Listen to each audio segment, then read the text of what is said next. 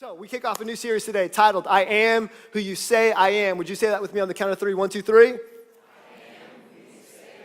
I'm really excited about this series because while we're going to be teaching on Sunday mornings, we're also going to be studying every single day selected pieces from God's Word that's going to teach us more about the identity that God actually declares for us. Because there are a lot of people in the world that want us to believe certain things about ourselves, and I'm just convinced that what God says about me and what God says about you is way more important than what anyone else has to say. But if you're anything like me, I can forget what it is that God has to say about me. The fact of the matter is that your identity, it absolutely matters. Now, if you've ever spent a decent amount of time at our church, you probably have found out over time that I never have a normal travel experience, right? It never works out that way.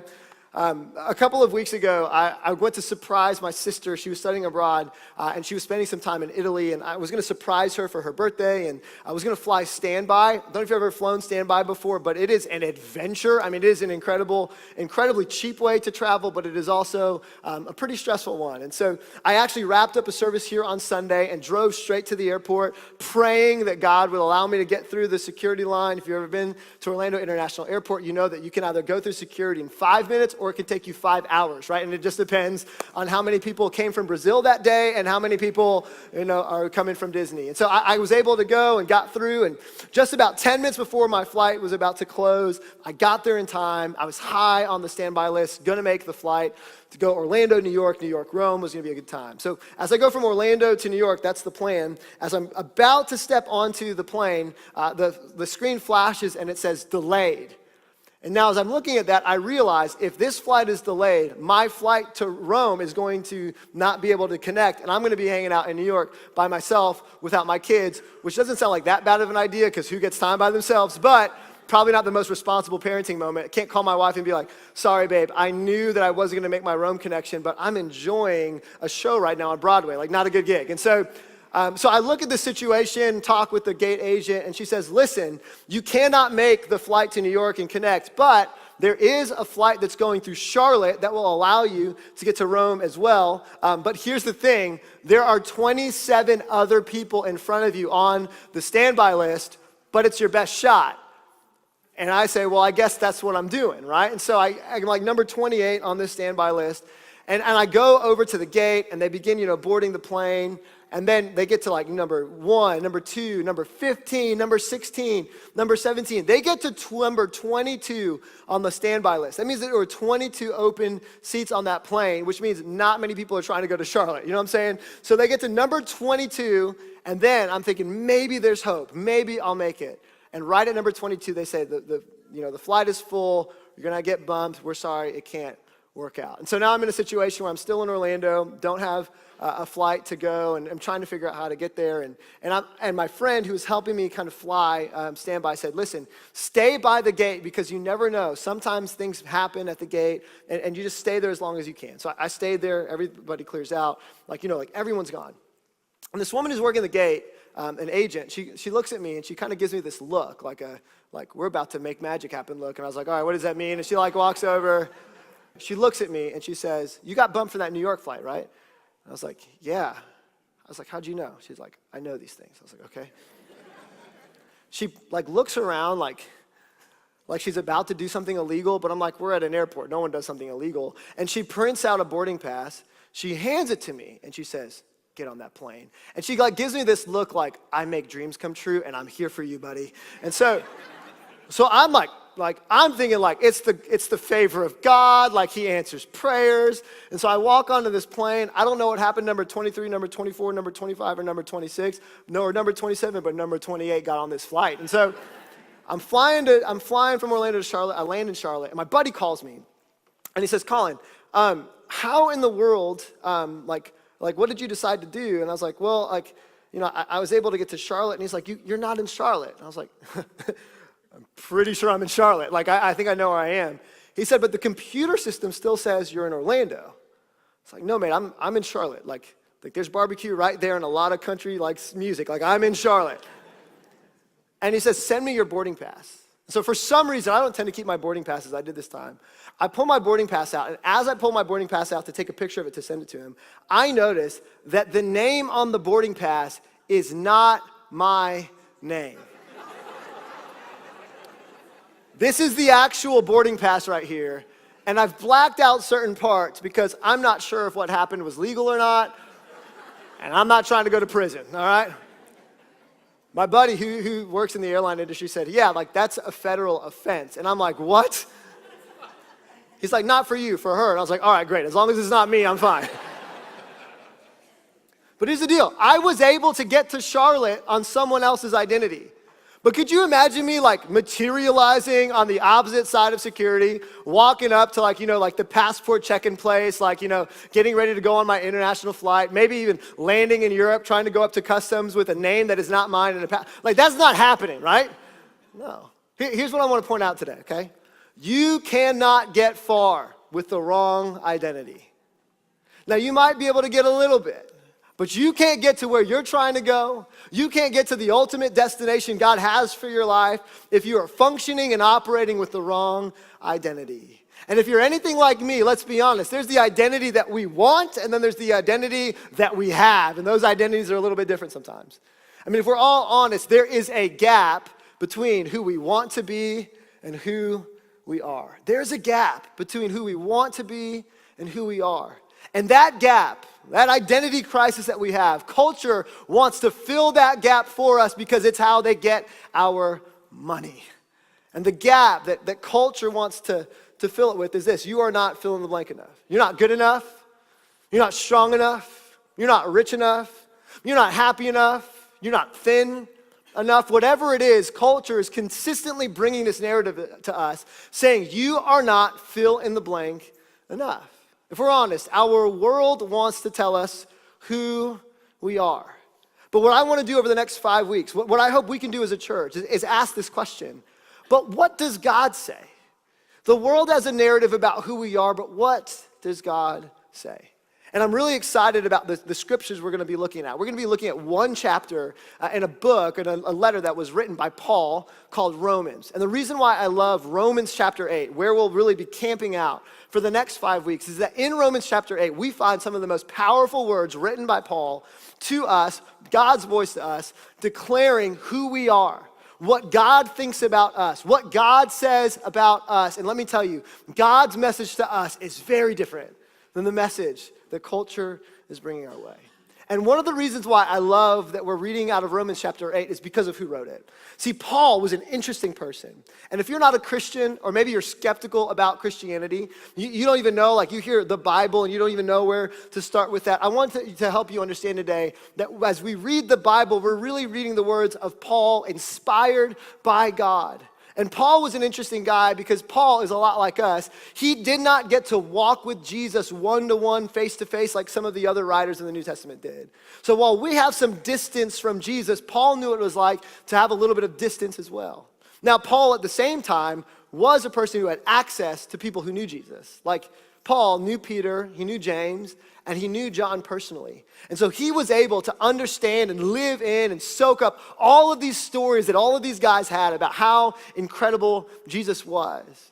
But not only that, Paul, who writes this letter, is somebody that I think we can trust because he had everything to lose financially and relationally. You see, Paul was a very wealthy man and he was exceptionally educated as a Jewish scholar. So when Paul writes in Romans chapter 8, he's going to use some terms like law, and this guy understands the law better than anyone else because he was tutored and trained by a man by the name of Gamaliel, who was basically the Harvard law of the Old Testament during that time. So if Paul writes it in Romans, you're getting the most educated scholarly perspective of the guy who knew the Old Testament better than anyone else.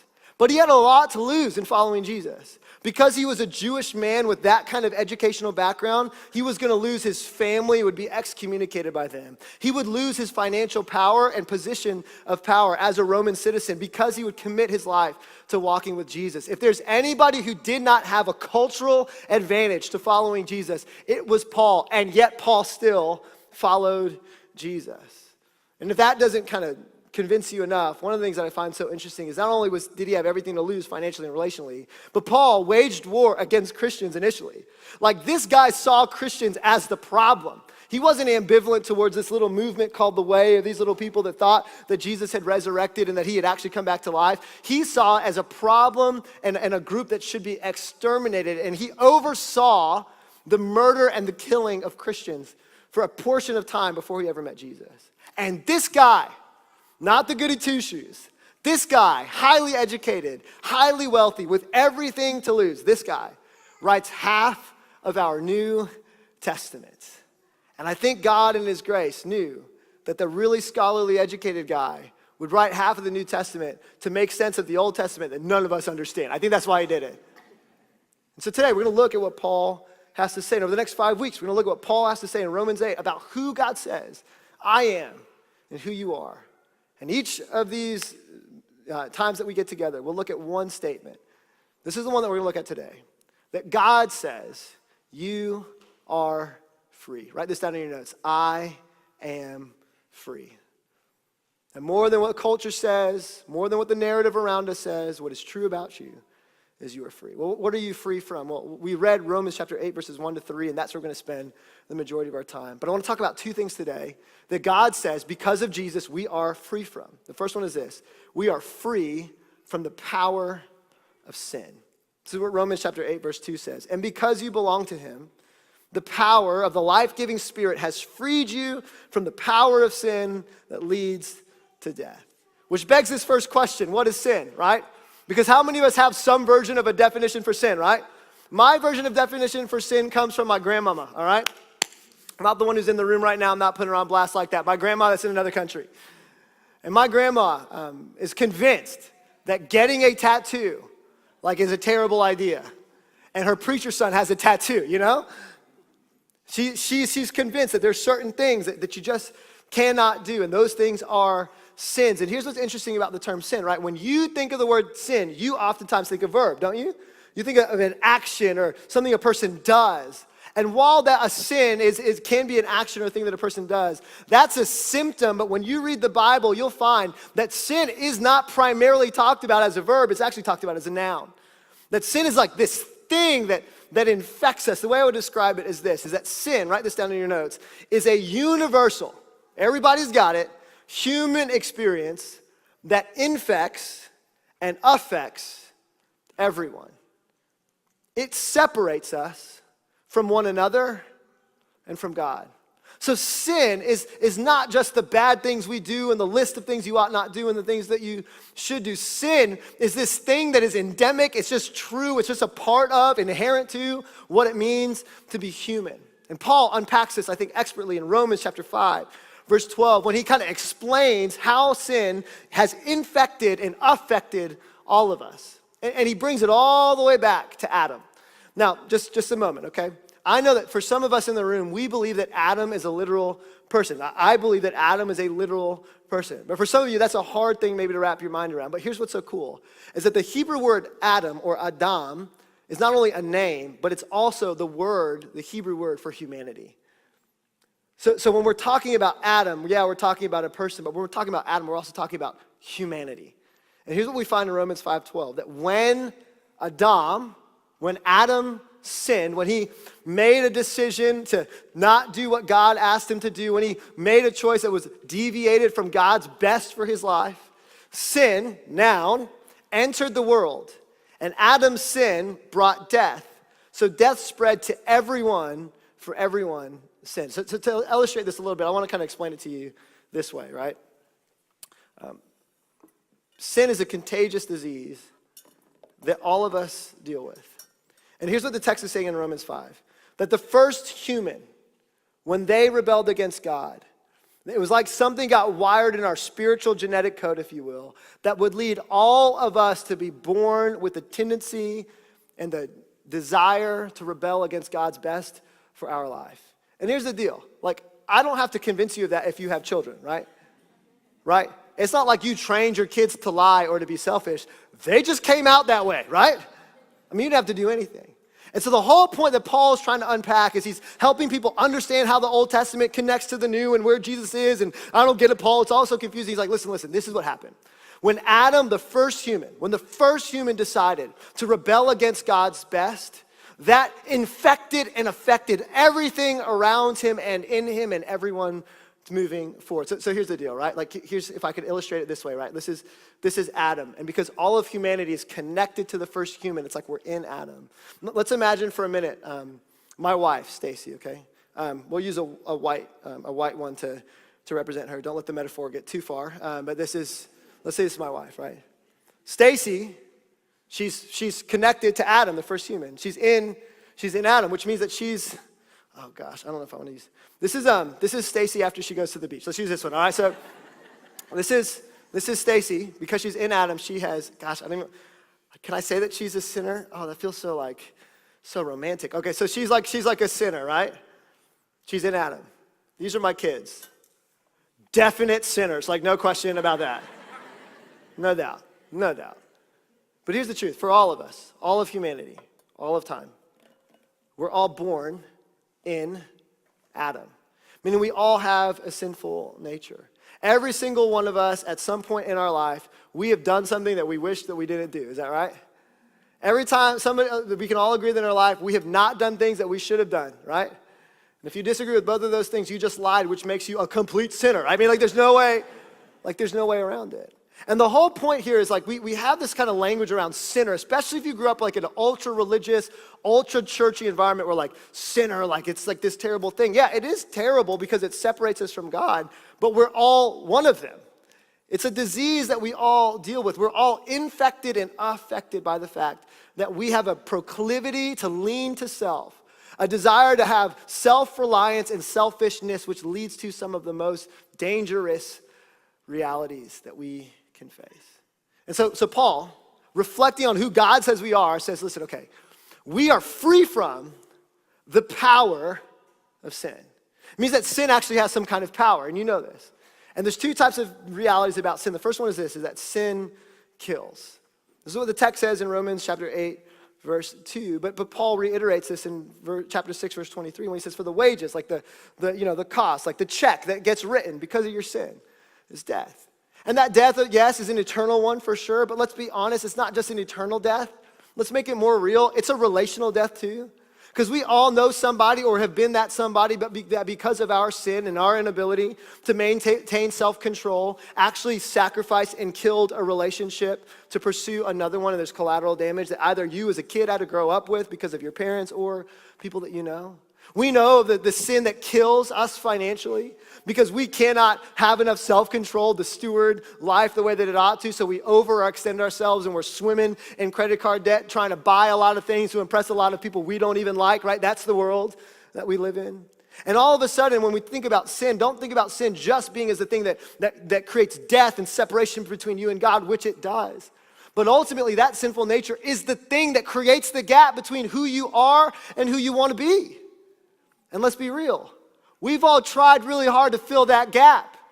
And as long as we try hard, guess what we find? It's never enough. Because we've got a disease that we cannot cure on our own. Now, while sin can kill us relationally, kill us financially, kill us mentally, the probably most insidious thing about sin, this disease, a symptom that we have to deal with, is the fact that sin, it controls us. Sin controls us. Romans chapter 7, verse 15 and 16, Paul, kind of reflecting on himself, says this. Tell me if you can resonate with this at all. He says, I do not understand what I do. For what I want to do, I do not do. But what I hate, I do.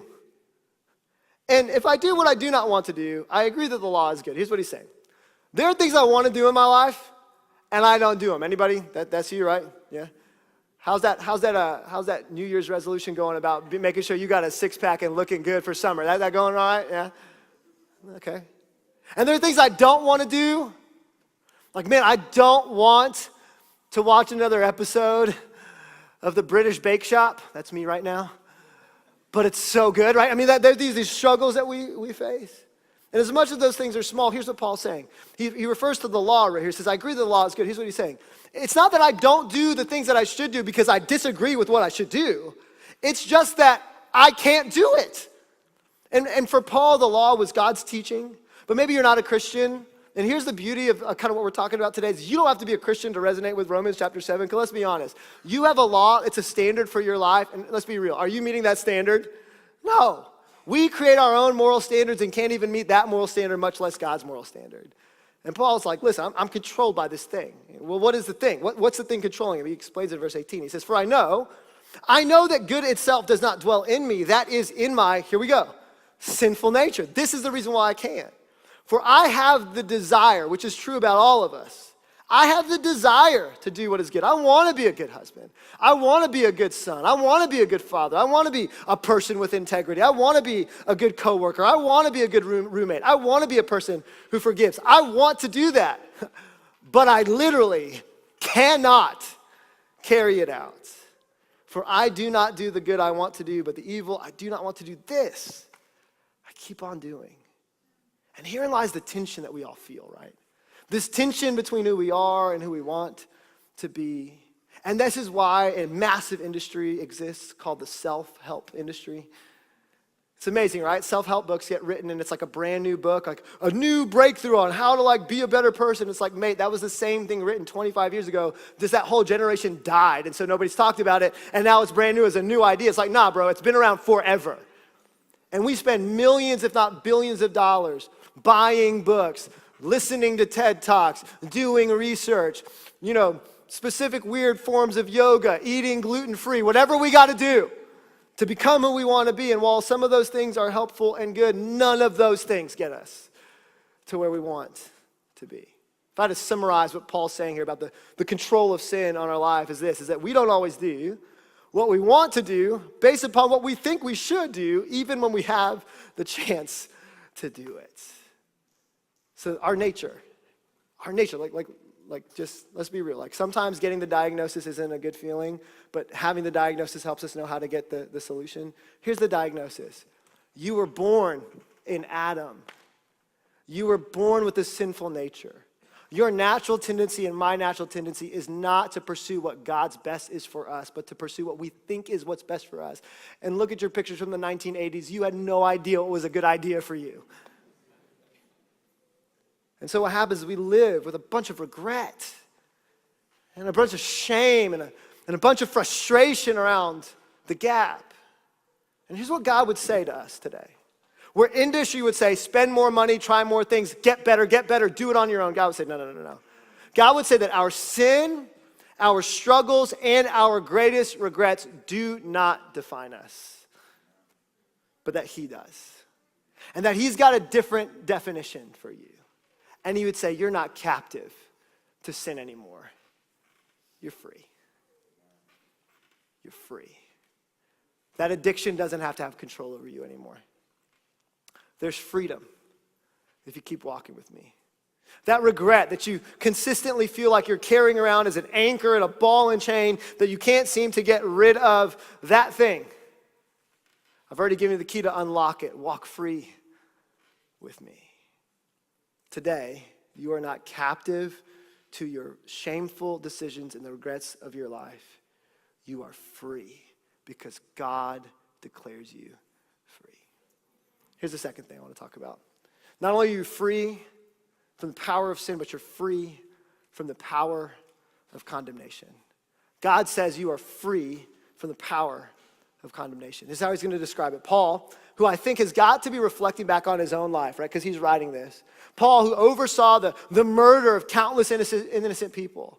Paul, who leveraged his power to basically silence and kill a group of people. Paul, who's got a bunch of skeletons in his closet, like I've got skeletons in my closet, and you've got skeletons in your closet. Like, how many of us are so grateful you ain't got to walk into church on Sunday, have your picture up there on the screen with a list of all the dumb things you did this week? Anybody grateful for that? It's like a level of vulnerability I'm not trying to have, right? But we feel condemnation. And condemnation is the shame that comes with those things that either we did 10 minutes ago or 10 months ago or 10 years ago that we still think about when we're driving down the road. Or when we're by ourselves, it kind of just pops up in our mind, and we thought we had pushed it away. Sometimes it's the things we've done. Sometimes it's the things that have been done to us, but we can become captive and enslaved to those things. And Paul, I think, looking back on his life, in reflection of all that God has done for him through Jesus, would say this. So now, there is no condemnation. Zero. For those who belong to Christ Jesus. And here's what that word condemnation means. Condemnation is the justifiable consequences to our decisions. Because if we do dumb, sometimes there needs to be a consequence for that dumb, right? Like that's just the way that it works. But there's a difference between the consequences of those actions and the weight of constantly feeling like we got to repay that debt back to society and our own soul and our own heart, right? It's like when I get a speeding ticket, which happens on occasion, right? Once every 3 months. When that happens, right? I have to pay my debt. But let's be honest. For some of us, we feel like we're always paying debt. It's like never been enough. Like, when is enough enough? And there's different types of condemnation. There's a holy, good, godly condemnation that comes from those who are outside of God, who are rebelling against God, who do not trust in Jesus. And God would say, listen, I can't participate and engage with those that choose to willfully walk away from me. And so there's that condemnation. It's a real condemnation that all of us actually deserve because of our sinful nature. But Paul would say that condemnation doesn't have to be there anymore. Then there's the outward condemnation, right? It's the guilt that others attempt to place on us. Like, some of us are in work environments now that are like condemnation filled, right? Like, you're trying to balance work and family life, right? And there's condemnation from your workplace saying you got to do more, and you feel that pressure. There's the external condemnation that we feel from the environment around us. It's the external condemnation we feel when we're scrolling through social media and we see what they did for their 10th wedding anniversary, and like we're at home in our pajamas, like, and it's like our 50th, you know? And this feeling of like, I'm not doing a good enough job. It's all of this, the narrative that you are not good enough. That's condemnation. And it's external, but if we're honest, it's also self-inflicted. Sometimes you're the worst critic of yourself. Sometimes people have forgiven you for what you've done, but you still can't forgive you for what you have done. And we get captive, enslaved to the regrets of our past and the pain of our sinful nature. Self-condemnation is the guilt we place on ourselves. And the question is, what does God say about that guilt? And God would say, for those of us who are followers of Jesus and put our faith and trust in him, there is no condemnation. I love how Tim Keller puts it. Tim Keller has a powerful quote that explains what this phrase, no condemnation, means in Romans chapter 8, verse 1. He says this: the moment we come into Christ Jesus, and pay attention to that word into, it's going to be really important here in just a moment. The moment we come into Christ Jesus, condemnation is gone. Would you say this word with me on the count of three? 1, 2, 3. Okay. This is big, okay? That means past, present, future. There is no condemnation. There is no more condemnation left for us. It's as if there was a bank account of condemnation and the bank account is at zero. There is nothing left in it for you. God has zero condemnation left for you ever. It's gone. There can never be condemnation for us. There is nothing but acceptance and welcome. Can I tell you how massive this has been in my own life personally? Because I have a microphone and I have a beautiful wife. I've got incredible kids, and God has been incredibly gracious to us. But I don't think that the grace that God has given to us, married with kids, is anything in comparison to the grace that God gave me as a middle school and teenage boy and a college punk. So self-centered, so self-oriented, that if I were to list the things that I did and the things that I pursued, it would make you cringe. And there are moments when I drive to church on Sunday and I'm coming to give a message, and God will be in war with the enemy in my mind, and the enemy will raise up that thing that happened when I was 15, or that statement that I made when I was 17, or that party that I went to my freshman year of college, and just I can hear the enemy whisper, like, Colin, why do you even do this? You can't do this. Do you know who you are? You know what you've done? You know what you've seen? And it's as if God would enter into that space and say, son, I don't remember it, so you don't have to remember it either. Son, you're not defined by what happened then. You're defined by what I did way back when, 2,000 years ago on a cross. This is the truth of the gospel for me and for you, and the reason why we're free. We are free because where the world tells us you are what you do, God says you are defined by what I've already done for you. So you're free from sin, and you're free from condemnation, and you never have to walk back into that prison. Which leads us to verse 3, which really is this question. I mean, I think it's the good news for me, it's the good news for you. How do we break free? Like, what is the means by which we experience freedom from sin and the power of it, and freedom from condemnation? Well, Paul knows that we're going to ask that question, so he gives us the answer. He says this: the law was unable to save us because of the weakness of our sinful nature. Here's what he's saying. Even if you tried your best to keep all of the rules, you couldn't do it. You can't do something you're not made to do. You cannot be perfect because you were born with a proclivity towards doing the direct opposite of what God wants for you. The law was unable to save us because of the weakness of our sinful nature going on. So God did what the law could not do. This is massive. We call this substitution. It means God entered into what we could not do on our own. It's kind of like when I'm working on, something that we buy from IKEA and I'm trying to build it. Stacy's like, you'll never figure it out. Stacy did what Colin could not do. I could not keep the law. So God did what I could not do. God did what you could not do. See, obeying the law couldn't free us because we couldn't obey it. And some of us have grown up with cheap church and cheap Christianity that tells us that what it means to be a Christian is to be a good person and to follow the rules and regulations and check every box. And if you're anything like me, you walked away from that faith because the list was way too long. It was all the fun stuff. And if I can't do half the list, why do I do any of the list? And God said, listen, I knew you could never complete the list. So I came and I completed it for you. Obeying the law could not free us because we couldn't obey it. So Paul continues on and he says this: so God did what the law could not do. He sent his own son in a body, like the bodies we sinners have. God came to earth as a man named Jesus. And in that body, God declared, this is the word that I want to just be over your life for the next couple of weeks. Because when God declares something, it is. Okay? God says, let there be light. Guess what happens? Light isn't like, I'll show up on Tuesday. Like, it happens. When God declares it, it happens. And look what God has declared over your life. God declared an end to sin's control over us by giving his son as a sacrifice for our sins. So let's be real. I'm free from the power of sin, and I'm free from condemnation, not because I found a way to break out of the prison, but because God brought a rescue team, his son, Jesus, and he broke down the chains. He ripped me out of the prison and said, son, let's walk free. But I still do dumb things, Colin. And Colin, we all know you do dumb things. Like, I know. So the gap between who I am and who I want to be, God says, I've got that gap filled. How? Well, Romans chapter 5, verse 18 and 19 tells us. See, yes, Adam's one sin brings condemnation for everyone. But Christ's one act of righteousness, that act of righteousness is fulfilling the law. He lived a perfect life. He died the death that you and I deserved, and then he defeated death. That's the act of righteousness that Jesus did.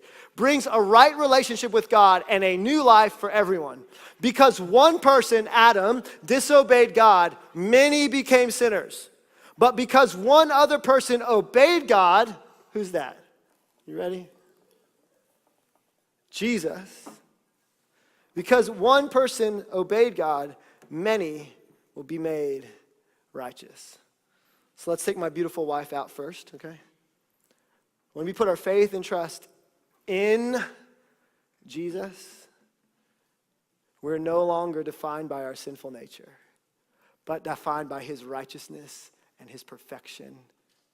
That all of the favor that God had for Jesus, God bestows on us. That when God would look at Jesus and say, this is my beloved Son, whom I love and with whom I am well pleased, God looks at you and says, you are my beloved Son. You are my beloved daughter, with whom I love and am well pleased. And that transfer can't happen because we try to crawl up out of the tank on our own. We can't do it. It happens because a heavenly Father reaches his hand into our life and picks us out of the miry clay, out of the sinful patterns of our path, and introduces us to a life in Jesus. This is the good news. That because I'm free from sin and its power, and I'm free from condemnation, not because I was able to do it on my own, but because God stepped in and did what I could not do for me, which is give me a complete and a full life. Here's the good news. Jesus obeyed the law we broke and paid the debt we owed to God so that God can declare us his people now, always, and forever. And I don't know what version of Christianity you grew up with or which one you've held on to, but that's what we call the good news. That's the hinge that this whole thing is built on. That I could not do it, so God did. And I am free because he paid the cost for me. Freedom didn't come for free. It came at the expense of God doing it for me. With that in mind, I want you to think about the voices in your head. The ones that you wake up thinking, I'm just this. Or I'll never get past that. I'm an addict, or I'm a bad husband, or I'm not a good student, or I'm a terrible friend, or nobody wants to be around me. I'm unworthy of love. These narratives that we tell ourselves. The things that we wake up believing and that culture begins to continue just pound into our soul as being true. And God would step in and say, no. You are who God says you are, whether you feel like it or not. What I feel does not define me. What God declares me to be is true.